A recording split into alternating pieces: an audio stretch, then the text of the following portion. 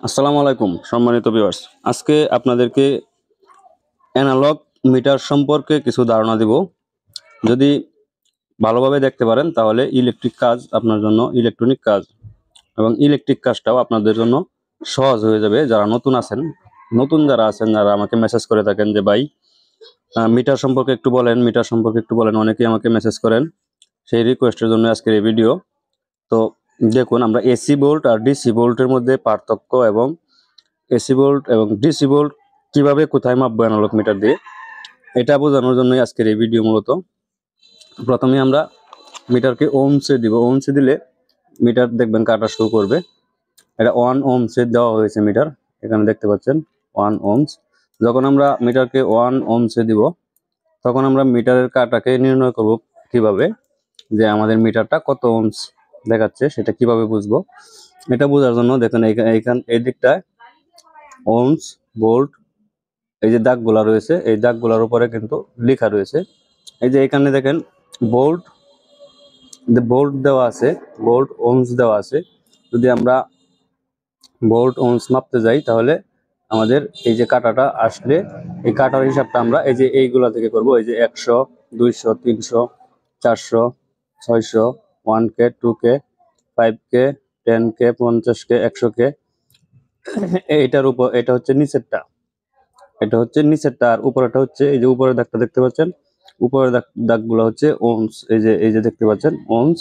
50K, 100K, 500K, 100K, 50K, 20K, 10K, এরকম করে কিন্তু 0 ওহমস পর্যন্ত দেওয়া রয়েছে। যখন আমরা ওহমসে দিব মিটার তখন আমরা এই জায়গাটাকে হিসাব করব। এই যে উপরের জায়গাটা দেখতে পাচ্ছেন, সবার উপরে এই জায়গাটা হিসাব করব। আর যখন আমরা ডিসি ভোল্টে দেব 10 ভোল্ট, অর্থাৎ 0 ভোল্ট থেকে 10 ভোল্ট পর্যন্ত আমরা যদি মাপি, 10 ভোল্ট আমাদের তো আগে জানা থাকবে যে এখানে কত ভোল্ট আছে বা থাকবে। অনেক সময় লেখা থাকে মাদারবোর্ডে যে এখানে কত ভোল্ট আছে। যেমন ধরেন এইখানে এটার আউটপুট আছে 6 ভোল্ট ব্যাটারি, যেহেতু এই চার্জার ফ্যানের, তাই এটাতে আউটপুটে ডিসি ভোল্ট আমরা পাবো প্রায় 10 ভোল্টের কাছাকাছি। 10 ভোল্টের চেয়ে কম পাবো। সেজন্য আমরা 10 ভোল্টে দিয়ে মাপলে আমাদের মাপটা সঠিক হবে। তো আমরা মাপছি, দেখেন কত ভোল্ট শুরু করে, এই যে দেখতে পাচ্ছেন। এখন আমরা বুঝবো এখানে কত ভোল্ট আছে, কিভাবে বুঝবো। তো 10 ভোল্ট, আমরা যে 10 ভোল্টে দিলাম মিটার, মিটার কোন পর্যন্ত আসছে দেখেন।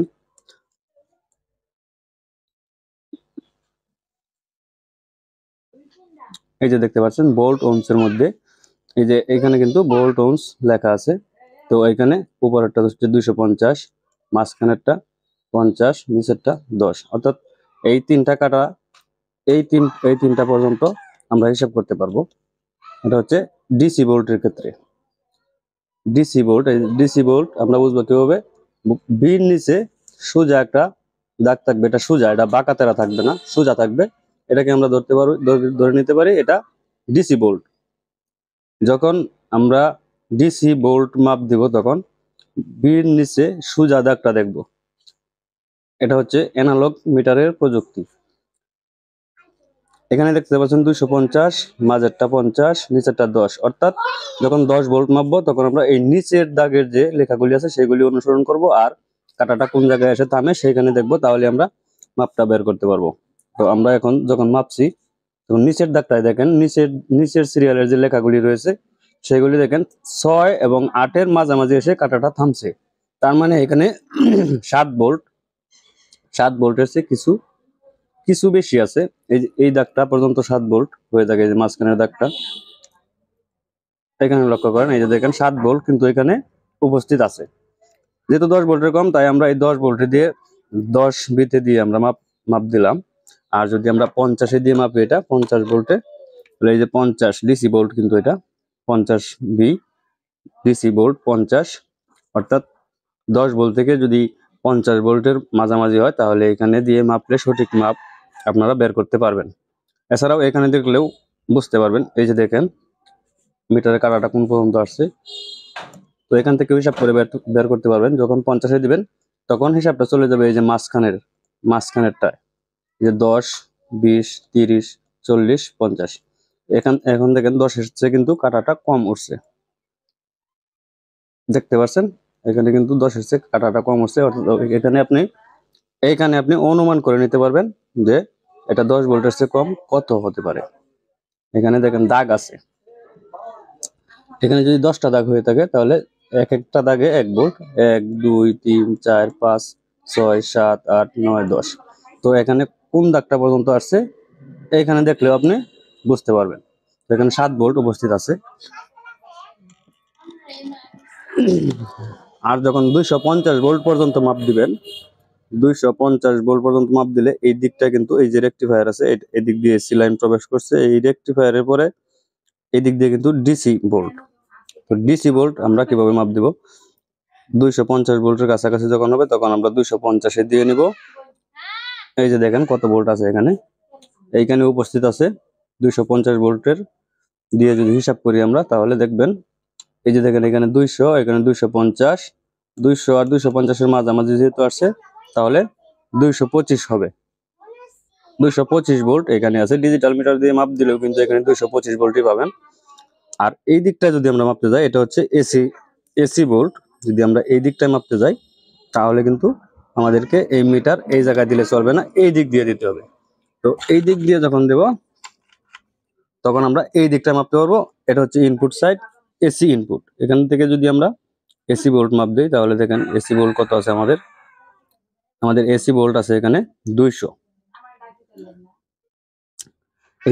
এসি আর ডিসি ভোল্টের ক্ষেত্রেও কিন্তু এই তিনটাই 10 50 250 এই পর্যন্ত কিন্তু এই তিনটা, নিশ্চয়ই বুঝতে পারছেন। এই যে দেখেন এখানে কিন্তু আমাদের এসি ইনপুট ভোল্টেজ হচ্ছে 200। তো আমরা কিভাবে মিটারের মধ্যে কিভাবে বুঝবো কোন সাইড এসি? এসি বির নিচে লেখাটা দেখবেন, এসি বির নিচে যে দাগটা রয়েছে এটা দেখবেন একটু ঢেউয়ের মতো করা আছে, একটু বাঁকা করা আছে, ওঠা নামা, ভালোভাবে লক্ষ্য করবেন, ওঠা নামা। এটাকে আমরা এসি ধরে নিতে পারি, কারণ এসি ভোল্টেজ মুখ পরিবর্তন করতে পারে, দিক পরিবর্তন করতে পারে, পজিটিভ নেগেটিভ দিক পরিবর্তন করতে পারে। আর ডিসি ভোল্ট দিক পরিবর্তন করতে পারে না, এটা স্থির থাকে, সেই জন্য এটার নিচে সোজা দাগ দেওয়া আর এসির নিচে এরকম বাঁকা দাগ দেওয়া। অর্থাৎ এখান থেকে বোঝায় যে এসি ভোল্ট মুখ পরিবর্তন করতে পারে, এটা ঢেউয়ের মতো, আর ডিসি ভোল্ট স্থির থাকে, সেই জন্য এটা সোজা। তো আমরা আজকে এই মিটারের ভোল্ট সম্পর্কে একটু ধারণা নিলাম। আশা করি নতুন যারা রয়েছেন তাদের একটু হলেও কাজে লাগবে। ভিডিওটা দেখার জন্য ধন্যবাদ। আসসালামু আলাইকুম।